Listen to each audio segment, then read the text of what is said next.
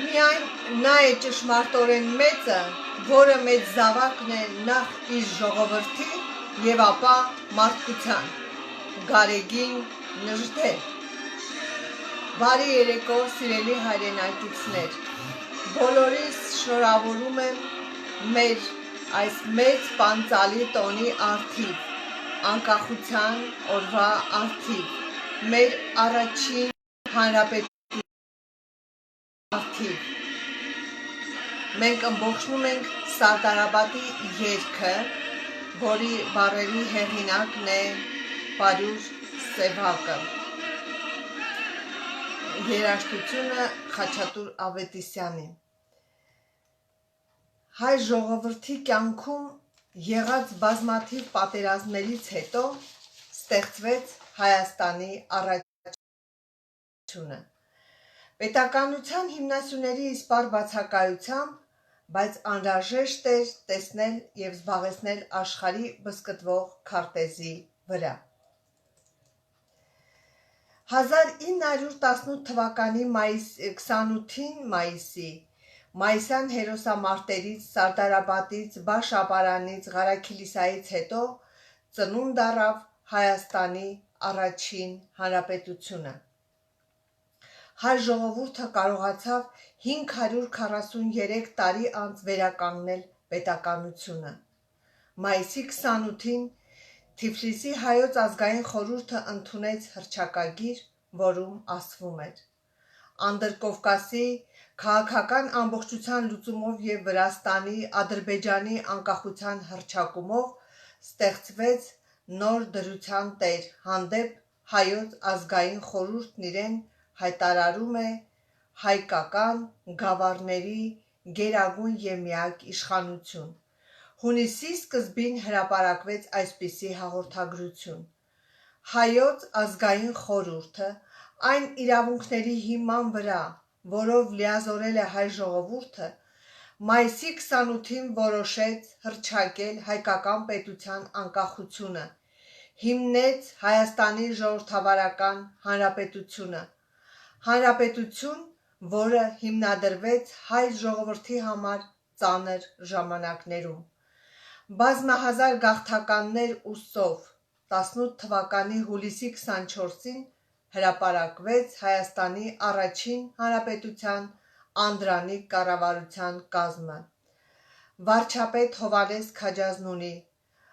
արտաքին գործերի նախարար Ալեքսանդր Խատիսյան, ներքին գործերի նախարար Արամ Մանուկյան, զինվորական նախարար գեներալ Հովհաննես Հախվերդյան։ Հայաստանի ազգային դրոշը ընդունվեց եռագույնը՝ կարմիր, կապույտ, նարնջագույն։ Անկախության տարեդարձի օրը մայիսի 28-ին կառավարությունը արդեն գլխավորում էր Ալեքսանդր Խատիսյանը։ Հայաստանը հռչակվեց անկախ և միացյալ հանրապետություն։ 19 թվականի հունիսին տեղի ունեցան ընտրություններ 366 հազար ընտրողների և 7 կուսակցությունների մասնակցությամբ։ Խորհրդարանի ընտրված 80 անդամներից 72-ը դաշնակցականներ, բայց պատմությունը մեր ժողովրդի համար այլ փորձություն էր նախապատրաստել։ 1920 թվականի մայիսին Կարմիր բանակը մտավ Ղարաբաղ, հունիսին Զանգեզուր, օգոստոսին Նախիջևան, առանց հայկական զինված ուժերի դիմակայության։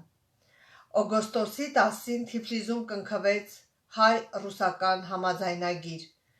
որով Հայաստանը հավանություն էր տալիս այս գավառների իբրև ադրբեջանական վիճելի տարածքների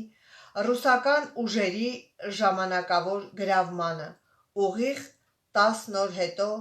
Փարիզի Արվարձանում Սևրում առաջին համաշխարհային պատերազմում հաղթած երկրներ և սուլթանական Թուրքիայի ներկայացուցիչների միջև կնքվեց հաշտության պայմանագիր։ Դրանով Հայաստանը Թուրքիայի կողմից ճանաչվում էր իբրև ազատ և անկախ պետություն։ Կարճ ժամանակ անց, սակայն օգոստոսի 24-ին Մոսկվայում ստորագրվեց ռուս-թուրքական պայմանագրի նախագիծը, որով Ռուսաստանը ճանաչում էր Թուրքիայի տարածքային ամբողջականությունը, Կարս, Արդահան, Բաթում քաղաքները ներառյալ։ Ըստ էության այս համաձայնագիրը Հայաստանի դեմ էր։ Եվ 18 թվականի սեպտեմբերի 28-ին Քեմալական բանակը Քազիմ Քարաբեքիի հրամանատարությամբ առանց պատերազմ հայտարարելու հարձակվեց Հայաստանի վրա։ Հայաստանի կառավարությունը երկրում հայտարարեց ռազմական դրություն։ Բացի բոլշևիկյանից բոլորը մասնակցում էին։ Հանդես եկան բոլորը հայրենիքի պաշտպանության կոչով։ Սեպտեմբերի 29-ին թուրքերը գրավեցին Սարաղամիշը, ապա Կաղզվանը։ Հայկական բանակը Թովմաս Նազարբեկյանի հրամանատարությամբ դիրքեր գրավեց Կարսի մատույցներում։ Սակայն հոկտեմբերի 30-ին թշնամին առանց դիմադրության գրավեց նաև Կարսիբերդը։ Շուրջ 3000 հայ զինվորներ և 120 սպաներ գերի ընկան։ Նոյեմբերի 7-ին ընկավ նաև Ալեքսանդրապոլը, իսկ արդեն նոյեմբերի 18-ին հայկական կողմը հարկադրված ընդունեց թուրքերի առաջարկած զինադադարը։ 20 թվականի նոյեմբերի 24-ին կազմվեց նոր կառավարություն Սիմոն Վրացյանի գլխավորությամբ։ Նոյեմբերի 29-ին Հայաստանի ռազմահեղափոխական կոմիտեն 11-րդ Կարմիր բանակի օգնությամբ Ադրբեջանից մտավ Իջևան և երկրում հայտարարեց խորհրդային իշխանություն։ Հայաստանի առաջին անկախ հանրապետությունը իր անկախությունը պահեց 2 տարի պատվով և կրկին դավաճանությունների զոհը դառնալով մենք դարձանք խորհրդային Հայաստան, իսկ 91 թվականին այն կրկին վերագտնվեց և մեր կորցրածը բերեցինք։ 91 թվականից մինչ այսօր մենք ունենք ազատ անկախ Հայաստան և մեր անկախության օրը նշում ենք սեպտեմբերի 21-ին, իսկ մայիսի 28-ը մեր առաջին հանրապետության օրն է և այսօր նրա 102-ամյակն է։ Եվ շատ կարևոր է, տեսեք, Նժդեհն էլ է ասում, որ մեր եկեղեցին և հայրենիքը հավասար պետք է քայլեն։ Եվ 18 թվականի մայիսին ամենայն հայոց կաթողիկոս Գևորգ Եսերունյանցի կոչը հայ ժողովրդին, դա այն ժամանակ, երբ որ նույնիսկ մեր կարևոր մարդիկ պահանջում էին, որ հպատակվեն Թուրքին, բայց տեսեք մեր կաթողիկոսը ինչպես է կոչով դիմում իր ժողովրդին։ Ազգ հայոց, թուրքը մեր բանական հոտի դարավոր թշնամին նվաճել է Ալեքսանդրապոլը, շարժվում է դեպի սիրտը մեր երկրի, մեր հավատի, մեր կենսագրության, գալիս է Արարատյան երկրի վրա։ Թուրքը կոտորած ու ավեր փռելով գալիս է և մեր զորապետներն էլ այլ երկ չեն գտնում այդ աղետից, քան հայոց հայրապետին փախուստի մղել։ Նրանք ինձ առաջարկում են ոսոխի բերանին թողնել Մայրաթոր Սուրբ Էջմիածինը, մեր սրբարանը, հայ ժողովրդի վերջին կտորը։ Ոչ և ոչ, 1000 անգամ ոչ, ես չեմ լքի մեր սուրբ նախնիներից ավանդ մնաց։ Կապը մի քիչ անհաջող է, կներեք։ Եթե հայ ժողովուրդը չի կարող թշնամու առաջխաղացումը կասեցնել, եթե ի զորու չէ փրկելու մեր սրբությունները, ապա ես ինքս սուր կվերցնեմ և կընկնեմ Մայր տաճարի գավիթում, բայց չեմ հեռանա պապերից ավանդ մնացած Սուրբ Աթոռից, իսկ եթե եկել է վերջը, ապա այն ինչու չընդունենք ոսոխի առաջ պատվով և քաջությամբ, ոչ թե պետք է սողալ, այլ պետք է պայքարել։ Մեր պատմության անցյալ դարերը լիքն են քաջությամբ ներկված նահատակների արյամբ։ Դրանով չի սպառվել մեր արյունը և ուժը։ Դարեր շարունակ հայ ազգը ապրել է ինքնության համար, պայքարելով, մարտնչելով։ Դրա համար է, որ զանգվածային կոտորածներով հարուստ մեր կենսագրությունը չի ունեցել և չի ունենա վերջին վերջակետ։ ուրեմն էլ ինչու ազգովի չբարձրանանք թշնամու դեմ, որը գալիս է ծարավ մեր վերջին արյունին։ Եվ հայ ազգը այդպես էլ մարտնչելով ու պայքարելով մաքարում է իր անկախության համար մինչ այսօր։ Մենք մեծացել ենք, իմ սերունդը ամեն դեպքում մեծացել է խորհրդային տարիներին, մեր հասակակիցները կերտել են Արցախյան ազատամարտում անկախություն եւ ստեղծել ենք այսօր Հայաստանի անկախ հանրապետություն, բայց փոքրուց մենք հենց այսօր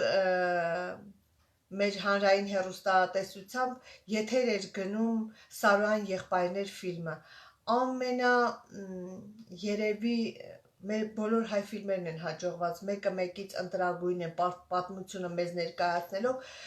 երբ որ նայում ես Սարոյան եղբայրները, տեսնում ես, որ նույնիսկ հարազատ եղբայրները ինչպես են դեմ դուրս եկել, մեկը խորհրդային բոլշևիկների կողմից էր, մյուսը դաշնակների կողմից, եւ ամեն մեկը յուրովի մտածում էր, թե ինքն է ճիշտը, մենք էլ էինք մտածում, որ Կարմիր բանակը եկավ եւ հասավ ու օգնեց, փաստորեն, բայց երբ որ տարիները առաջ ավելի գաղափարապես զարգանում ենք, ավելի շատ կարևորում ենք մեր հայի տեսակը, մեր գենը եւ ով ենք եղել, ուր ենք հասել եւ ինչի դեռ պետք է հասնենք, հասկանում ենք, որ խանգարել են միայն մեզ, մեր ուժը եւ մեր հաղթանակը միայն եւ միայն մեր միասնության մեջ է։ Այդ ամենը նաեւ փաստվեց Արցախյան ազատամարտի ժամանակ, որ մենք կորցրեցինք Գետաշեն, Մարտունաշեն, Շահումյան եւ կրկին այն բանակցությունների շնորհիվ, որ խաղաղ ճանապարհով այդ ամենը տրվեց երկնագույն եզրով սկուտերի վրա մատուցվեց թշնամուն եւ ամեն անգամ ռուսի ձեռքը այդ ամենում խառն է, ինչպես որ այս 18 թվականին մեր մնացյալ հողերը տրվեցին Թուրքին եւ մենք հաղթանակեցինք Սարդարաբադ, Բաշաբարան, Ղարաքիլիսայի մարտերը, Նժդեհի շնորհիվ մենք նաեւ փրկեցինք Սյունիքը, որն այսօր ունենք մեր հայոց դարպասները, Արցախն ու Սյունիքը, եւ եթե չլինեին մեր այդ հզոր քաջորդիները, մենք այսօր չէինք ունենա ոչ Լոռին, ոչ էլ Սյունիքը։ Ես երեք չէ առաջ օրը մեր հայրենասիրության դասի ժամանակ նշեցի նաեւ Դաշտենցի ռաճպարները կանչը գրքի մեջ, որն ասում է, հա, այդ մեր հայդուկներից հետո նման սերունդ չկա, բայց պատմությունը փաստեց, որ մեր հայի գենը հետքերով այդպես սերունդ փոխանցվում է եւ այսօր արդեն մենք ունենք 90-ականների 21-րդ դարի սերունդը կանգնած մեր սահմանում եւ մեր հայոց անառիկ ամրոցները պահելով թշնամուց պահպանում են եւ ժողովուրդը, եւ ազգը, եւ երկիրը։ Ես այսօր ուզում եմ այս տոնի առթիվ մի հերոսի ներկայացնել եւ դրա համար ուզում եմ շնորհակալություն հայտնել հրապարակախոս, գրող, քաղաքական գործիչ Արծրուն Պեպանյանին, ով այս հերոսի մասին հասցրել է մեզ։ Նրա մասին իմացել են մի քանի հոգի, հիմնականում Սարդարաբադի պատմությունով զբաղվող մասնագետները, բայց շնորհակալ եմ նրան, որ այս հերոսի պատմությունը ներկայացրել է մեզ, նաև մտադրություն ունի ֆիլմ, փաստավավերագրական ֆիլմ նկարելու Գուրգեն Տեր Մովսիսյանցի մասին, ով 24 տարեկանում հանձն առավ Ղարաքիլիսայի ճակատամարտը եւ այսօր մենք չգիտեինք, որ այդ հաղթանակը մենք ունենք շնորհիվ հենց այդ քաջարի հայորդու 24 տարեկանում նա դեմ է կանգնել եւ ունեցել ենք այդ հզոր Ղարաքիլիսայի հաղթանակը։ Ինչպես գիտենք, 18 թվականի մայիսին թուրքերը արդեն շարժվում էին դեպի Արևելյան Հայաստան եւ 3 ուղություններով, մեկը դեպի Երկաթգծի ուղությամբ Արարատյան, մյուսը Բաշաբարանով եւ երրորդ ուղությունը Լոռուց դեպի հյուսիսային կողմ։ Եվ արդեն կարծես մեր ղեկավարությունը պատրաստվում էր աղ ու հացով հենց Արևելյան Հայաստանը մատուցեր թուրքերին, բայց մեր շատ քաջորդիների շնորհիվ մենք այսօր ունենք այն, ինչ ունենք, որը պահպանվել է հենց հայի ոգու, հայի ուժի եւ միասնականության շնորհիվ։ Մեր բոլոր հաղթանակները ձոնվել են հենց մեր միասնականության արդյունքում։ Տեսեք, մենք նաև 18 թվականին ունեցանք հաղթանակ, ժողովուրդը ոտքի կանգնեց, կրկին մայիսին մենք ունեցանք ժողովրդի հաղթանակը մեր ոչ ժողովրդի հոգուն հարիր իշխանության եւ կառավարության դեմ հեղափոխությունը հաղթեց, մնում է գաղափարը հասնի իր վերջին հաղթանակին եւ այդ հաղթանակները կլինեն, որ մենք սերունդներին հասցնենք այս տեսակ հայորդների կեսագրությունը, ինչպես դպրոցում մենք ասում ենք Սասունցի Դավիթ, մենք օրինակ օծվել ենք Սասունցի Դավթի կերպարով, այդ էպոսով, մենք 8-րդ դասարանում հիմա ավելի վաղ տարիքում են ուսումնասիրում փոքր չափսերով, բայց երբ որ մենք 8-րդ դասարանում ուսումնասիրեցինք հայկական էպոսը Դավթի կերպարը, բոլորս մենք Դավթի կերպարում էինք զգում եւ այդ կերպարները մենք պարտավոր ենք հենց մանկուց մեր երեխաների մեջ մտցնելու, ոչ թե այլ կոնվենցիաներ, այլ մենք ունենք շատ ավելի կարևոր կոնվենցիաներ մեր հայի գենը, մեր հերոսներին անուն առանուն հասցնել մեր սերունդներին մանկապարտեզից, դպրոցից սկսած մեր մուլտֆիլմերով, մեր գեղարվեստական ֆիլմերով եւ ինչու՞ չէ նաեւ մեր հուշակոթողները եւ մեր խոնարհված բոլոր եկեղեցիները կյանքի կոչելով, որոնք որ ունեն հենց պատմություն։ Ուրեմն այդ ժամանակ, երբ որ լորիից արդեն որ տեսնում են, որ թուրքերի դեմ չեն կարող, հավաքվում են լորուտ բոլոր զինվորականներն ու սպաները Դիլիջանում։ Այնտեղ Դիլիջանի կենտրոնական մասում մի եկեղեցի եղել, հիմա այդ եկեղեցին չկա, խորհրդային տարիներին այն քանդվել է եւ տեղում ինչ որ շենքեր են կառուցվել։ Եվ այնտեղ հավաքվում են բոլոր սպաները եւ մտադրություն են ունենում, որ պետք է այն ընդառաջ գնան թուրքերի առաջարկներին, իսկ Երևանից Արամ Մանուկյան նրանց 3 օր է խնդրում, որ 3 օր պետք է մենք 3 օրում կհասցնենք անպայման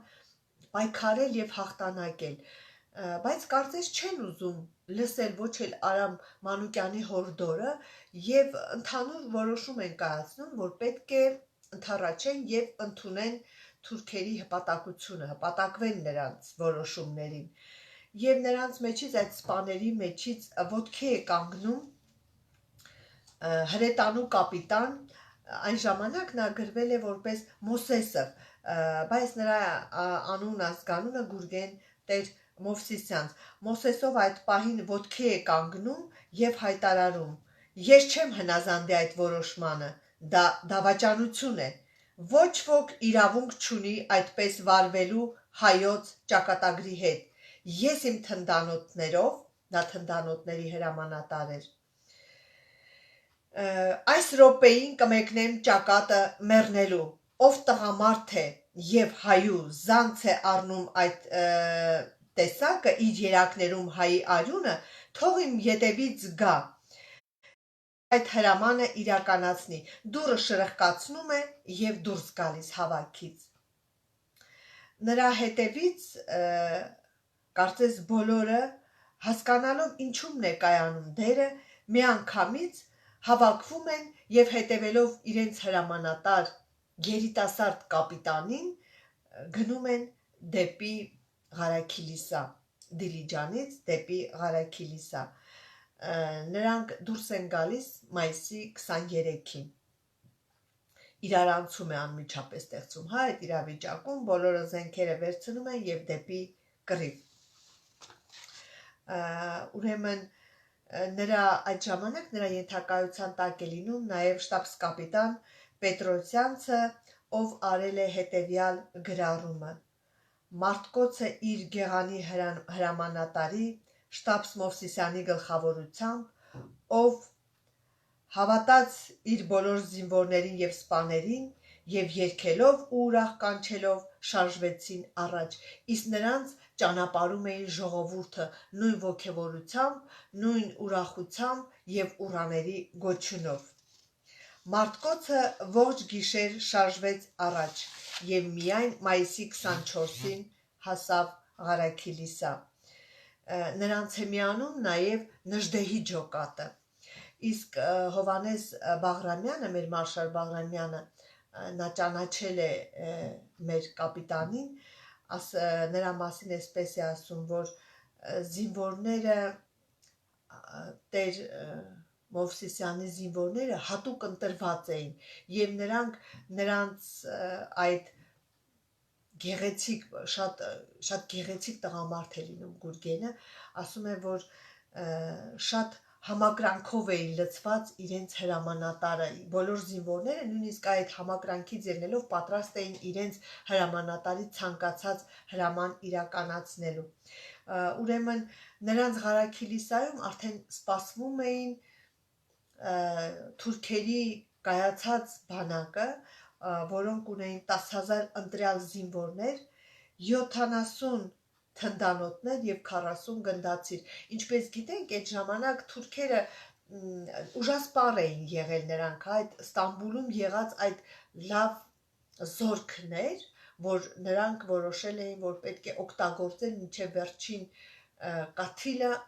հայերին ոչնչացնելու համար։ Դրա համար նրանք այդ իրենց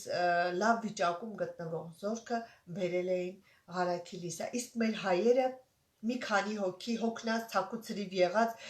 եւ այնպիսի սպայական անձնակազմ, ովքեր պատրաստ էին հանձնելու երկիրը, հենց Ղարաքիլիսան, հա, իսկ պատկերացնում եք Արարատյան դաշտավայրից Երևան, Բաշաբարանից Երևան եւ այսօր չէր լինի նաեւ Երևանը։ Դրա համար էլ մերներ թշնամին կանգնում եւ ասում է Երևանը մերն է։ Երևանը մերն է, ոչ թե մենք 102 տարեկան ենք, ինձ թվում է աշխարհը հենց սկսվել է Հայաստանով,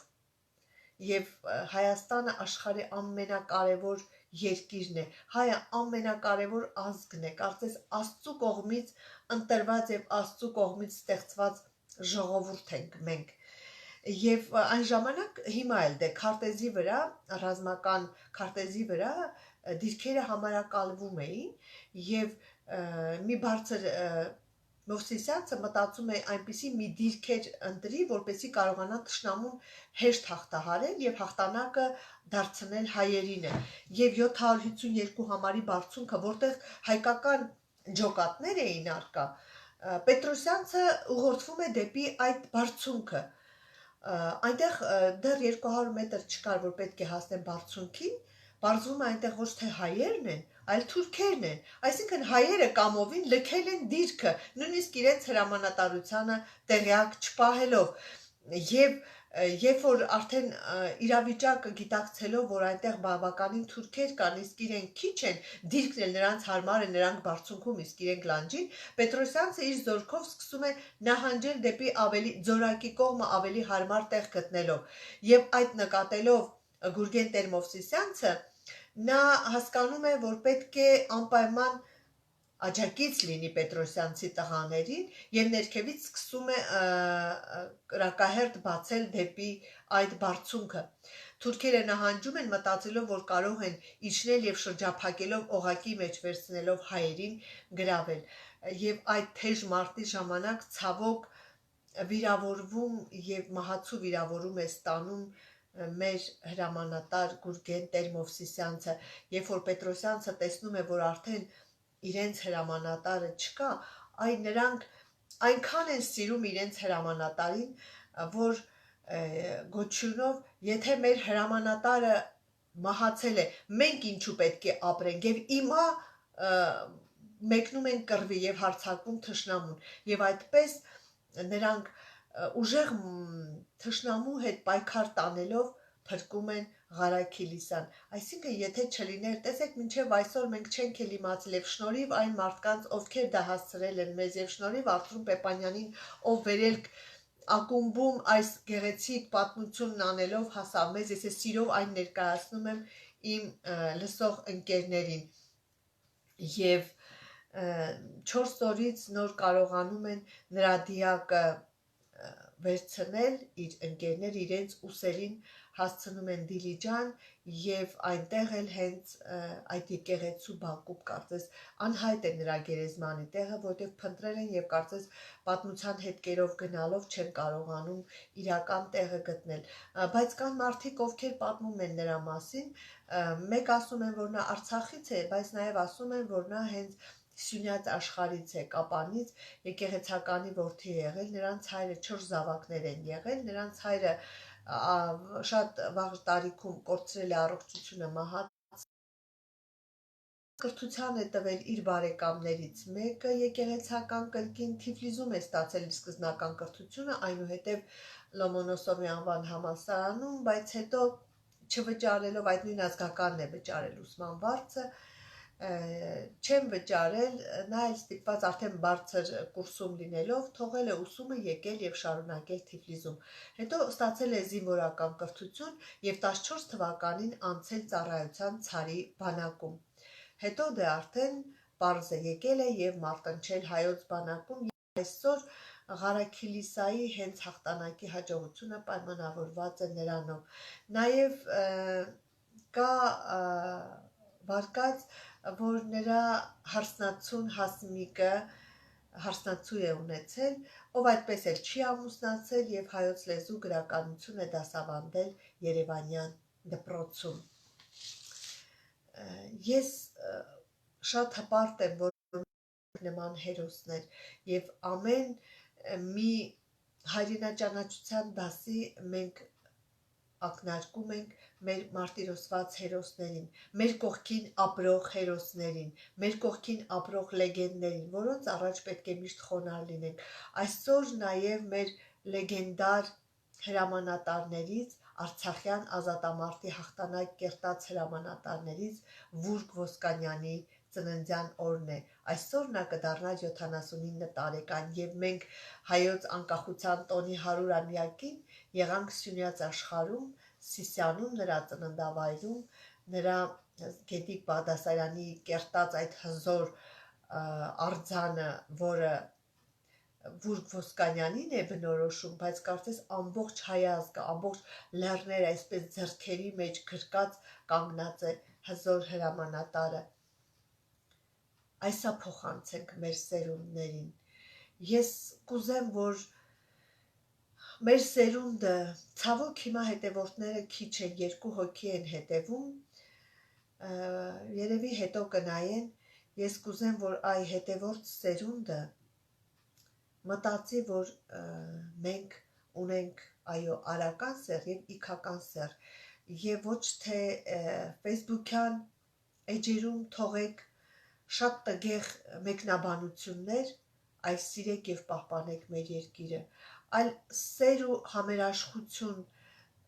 տարածեք ողջ հայոց աշխարհում եւ ամբողջ աշխարհում, երբ հայը օտարության մեջ չի ապրի եւ այսօրվա այս գեղեցիկ տոնը օտարության մեջ չի տոնի, այլ նա կտոնի այս տոնը հայրենիքում, այդ ժամանակ մենք կլինենք հաղթանակած եւ իրոք անկախ Հայաստան կերտած հայրենիք, քանի մենք ունենք դրսում ապրող հայեր, քանի մենք ունենք մեր մեծ տոները դրսում տոնող հայեր, մենք ունենք կիսատ գործ։ Եվ տեսեք, Ռաֆայել երբ որ կերտել է Սարդարաբադի կոթողը, այն ժամանակ մեր Կուսկոմի քարտուղարը Անտոն Քոչինյանն էր։ Նա մակետը երբ որ ցույց է տվել մեր Կենտկոմի նախագահին, որ քարտուղարին այդ վագրերի մեջտեղում վեր խոյացած 40 մետրանոց սուրը, նա Քոչինյանն ասել է. Երանի մեր հայի սուրը այսքան երկար լիներ, եթե այսքան երկար լիներ, մենք այսօրին չէին լինի, իսկ նրա որդին, ինչպես մենք գիտենք, Արամը Քոչինյան կռվել է Արցախյան ազատամարտում, նա մահապարտների ջոկատից է եղել, նա Լեոնիդ Ազգալձյանի ջոկատից է կռվել, ինչպես նաև մեր կրտսեր Ալեքսանդր Թամանյանը, այսինքն հայ հայդուկը միշտ ծնվում է, Սասունցի Դավիթը միշտ ծնվում է, ուրեմն եկեք հայոց մայրեր, հայրենիքին նվիրեք կուռը ամուր, բազուկն ուժեղ հայորդիներ, որպեսզի իմանան հայրենիքի գինը, որպեսզի իմանան այսօրվա անկախության գինը, որպեսզի իմանան, որ իրենք արուզավակն են մեր հայոց աշխարհի եւ պահապանն են հայոց մայրերի, քույրերի, իրենց կանանց եւ զավակների։ Կեցցե մեր անկախ հայրենիքը։ Եվ ես կուզեմ մեր այսօրվա գեղեցիկ տոնական օրն էլ եզրափակենք Արա Գևորգյանի Արցախով։ Սկսեցինք Սարդարապատով, ավարտենք Արցախով։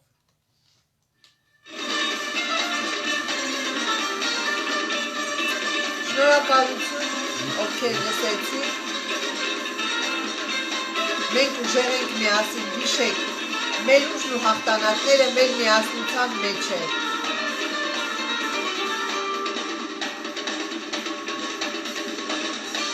Ավարտվեց մայիսը, մեր հաղթանակների ամիսը, երկու օրից կգա ամռան առաջին օրը եւ կարծում ենք մեր հայոց աշխարհում սկսվեց շատ գեղեցիկ օրեր։ Հրաժեշտ կտանք նաեւ այս չարաբաստիկ վիրուսին, որ ամբողջ աշխարհն է տիրել։